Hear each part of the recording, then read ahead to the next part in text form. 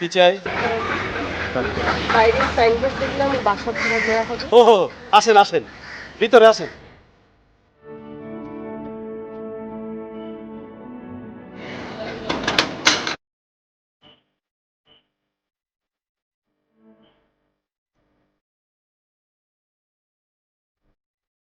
ভাড়া কত হবে?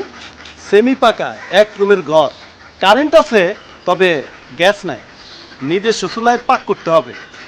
4 ফ্যামিলি মিলায়া ওই যে একটা বাথরুম, ভাড়া মাত্র 4,000। আর একটু কম হয় না? এরকম আর বাসা ভাড়া পাবেন? পাবেন ওই যে ঝুপড়ি আছে না, ঝুপড়ি পাবেন, ঝুপড়ি। এর চেয়ে ভালো বাসা পাইবেন না। ভালো কথা। ফ্যামিলি মেম্বার কত? আমি আর আমার ছেলে। স্বামী? স্বামী নেই। ভালো হয়েছে, ভালো হয়েছে, ভালো হয়েছে, ভালো হয়েছে। মারা গেছে? ভালো হয়েছে। মারা যায়নি।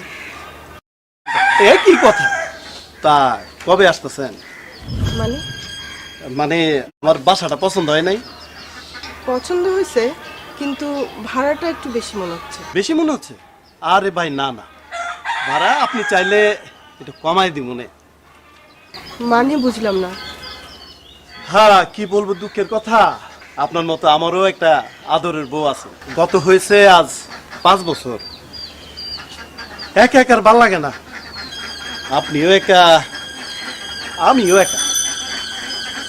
আমি আপনার দিকটা দেখবো না, মাঝে মধ্যে আমার একটু দেখবেন আছে। সরুন, আমি যাব। আপা, আপা শুনেন, আপা, আপা শুনেন, আমি আপনার প্রয়োজনে বাসা ভাড়া কমাই দিব না। আপা, আপা গো। কি চাচা পাকা সেটটা গেল? বয়স তো কম হইল না চাচা।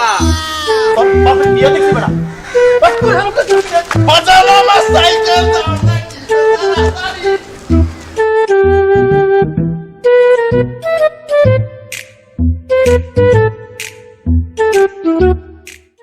পুরুষ শাসিত এই সমাজে একজন নারীকে একা চলতে গেলে